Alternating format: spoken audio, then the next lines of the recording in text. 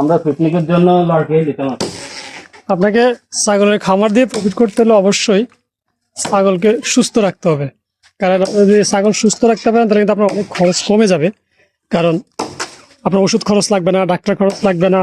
আর যদি ছাগল অসুস্থ হয়ে যায় সেই ক্ষেত্রে কিন্তু আপনি ছাগলকে ওষুধ খাওয়াতে হবে, ডাক্তার নিয়ে দৌড়াদৌড়ি করতে হবে, ছাগল ঠিকমতো খাবার খাবে না, এতে ছাগলের ওয়েট কমে যাবে, ছাগলের গ্রোথ কমে যাবে। এতে কিন্তু আপনি অবশ্যই বড় ধরনের একটা লসের সম্মুখীন হবেন। তো এই জন্য অবশ্যই আপনি ছাগলকে যে কোনোভাবেই হোক সুস্থ রাখতে হবে। আর ছাগলকে সুস্থ রাখার প্রথম শর্তই হচ্ছে ছাগলকে ভালো একটা পরিবেশ দেওয়া। যদি ছাগলকে ভালো পরিবেশ দিতে পারেন তাহলে কিন্তু ছাগল প্রায় 80% সুস্থ থাকবে। ঠিক আছে, তো এই জন্যই ছাগলকে জাস্ট ভালো একটা পরিবেশ দেওয়ার জন্যই আমার এত কিছু করা। ছাগলের খামারের জন্য এই যে আমার ফল ধরা নারকেল গাছটাকে ডেকে ফেলতে হইতেছে। তারপরে এই যে কড়ই গাছের ঢাল সব কেটে ফেলতেছি শুধুমাত্র ছাগলের খামারের জন্য। মানে পুরো জায়গাটা আমি একদম পরিষ্কার করে ফেলবো। এই যে ওখানে যে ঢালগুলি রাখছে এগুলি সরাই ফেলবো, কারণ ওখানে মাটি আছে। এই মাটিগুলো আবার আগামীকালকে কেটে ফেলবো।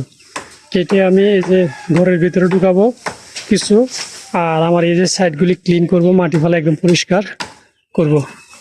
তো আসলে শুধুমাত্র ছাগলের খামার করব বলে এত কিছু করা লাগতেছে আমার। এটা কিন্তু একদম রানিং নারকেল দপ্তরটার মধ্যে অলরেডি আমি দেখাচ্ছি আপনাদেরকে। নারকেল আসছে অলরেডি, এই যে দেখেন, এই যে এখানে নারকেল, ডাব, কচি ডাব। তারপরে এই যে এখানে দেখেন, ঠিক আছে, ডাবের ফুল, ডাবের কড়া প্রচুর। এটা মায়া করি নাই, কারণ এগুলি মায়া করলে আসলে করা যাবে না। এখানে আমার একটা বাথরুম ছিল, এটাও ভেঙে ফেলছি। ঠিক আছে, এগুলো সব তুলে ফেলবো, একদম পুরো নেট এন্ড ক্লিন করে ফেলবো। আর ঘরের ভিতরে দেখেন ওই যে মুরগি ডিম পাড়তে বসছিল, তো আমার এই ঘরের মধ্যে কিন্তু মুরগি ছিল। তো এইখানে পার্টিশন করা ছিল, সব পার্টিশন খুলে ফেলছি। এইখানে এগুলি সব খুলে এটার মধ্যে আবার মাটি ফালাবো আগামীকালকে। দেন যে উঁচা নিচে হয়ে রয়েছে মাটি ফালা, এটা ফ্লোর ফাঁকা করবো। দেন তারপর এটার মধ্যে মাছা সিস্টেম করে ফেলবো। তাহলে মাছ কেন বানবি কেন?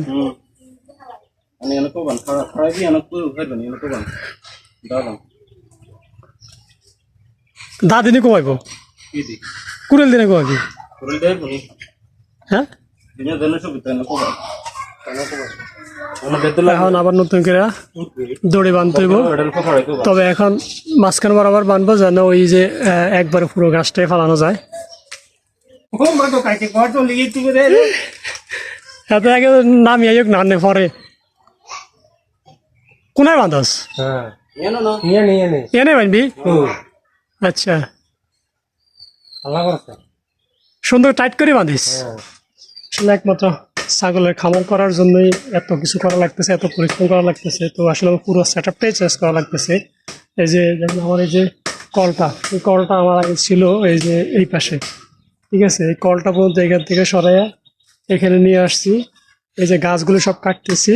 ঠিক আছে, পুরো আমার এই এরিয়াটা একদম ক্লিন করে ফেলতেছি, একদম খোলামেলা করে ফেলবো, যেন ছাগলগুলি ঘর থেকে বের হয়ে আমার এখানে বাইরে চলাফেরা করতে পারে, বিশ্রাম করতে পারে। খাবার দাবারের ব্যবস্থা কিন্তু এখানে বাইরেই করব। তো গাছটা যাতে কাটছি দেখে হয়তো এটাকে কাজে লাগাবো। এই যে নিচের যে অংশটুকু আছে এখানে, যেখানে কাটতেছে এখান থেকে যে নিচের অংশটা আছে এইটা দিয়ে আমি দেখি, আমি যেহেতু মাছা করবো, মাছা নিচে যে ফায়া দিতে হবে, হয়তো ওই ফায়ার কাজটা করা যাবে। এটা দিয়ে দেখে আমি কাজ কাটতেছে, বলতেছে গাছ থেকে অনেক শক্ত হয়েছে। ঠিক আছে, তো যদি সম্ভব হয় এটা দিয়ে ফায়ার দিয়ে দিব। যেহেতু ফল গাছটা কাটলে আমি একটা কাজে লাগাবো, তো আসলে চেষ্টা করবো মানে সবসময় যেন খরচ কমানো যায়। তো এটা লাগাইলে দেখা গেছে আমার আলাদা ফায়া কিনতে হবে না, আমার এই গাছটা দিয়ে হয়ে যাবে, আমার খরচটা কমে যাবে। তো এই জন্য আসলে আপনি খামার দিতে হলে অবশ্যই যেভাবে সম্ভব খালি খরচ কমাবেন। খরচ কমায় খামার করতে পারলে প্রফিট করতে পারবেন। আরে মাথা দাঁত লাগতে অসুবিধা না, গাছ ইনশাল্লাহ উঠে যাবো, টেনশনই কিছু না বুঝতি। হ্যাঁ, গাছের চিন্তা মাথা দাঁত দিয়ে লাইস আগে হালাত আগে আগে তো যাক, অবশেষে অবশেষে গাছটা কাইটা ফালাইতে পারছি, কোনো বিপদ হয় নাই। তবে আমার এখানে মাটিটা নষ্ট হয়ে গেছে। আরে একটু এসেটা হালাই দিলে সারা দিতে মাটিটা নষ্ট হয়ে গেছি। আমার এই যে মাটিটা একবারে নষ্ট হয়ে গেছে। কি ভাই, এটা তো অল্প একটু না ছিল, বেশি ছিল না তো। গাছে এই কারণে মনে হয়। যাক, শুক্রিয়া আল্লাহ দরবারে শেষ পর্যন্ত কোনো বিপদ হয় নাই, সুন্দর মতো এই গাছটা পালা দিছি।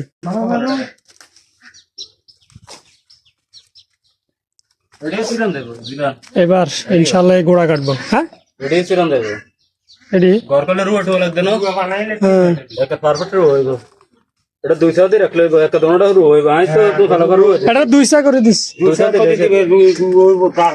এটা দিয়ে কেন আর অনেক দিন যায় আমি ঘরে রু দিছি তো ওটা দি আচ্ছা রু দিছি আর বড় তো এটা তো ইয়া করতে গেন তাইলে কিটা কি জানি কয় তোরে মাছার যে ইয়াটা দিব সেটা তো যাব। এটা কিটা মাছার যে না না বাঁশ হাইলে দিলাম হোক না, না দিয়ে এটা দিলে তো দাম যাব।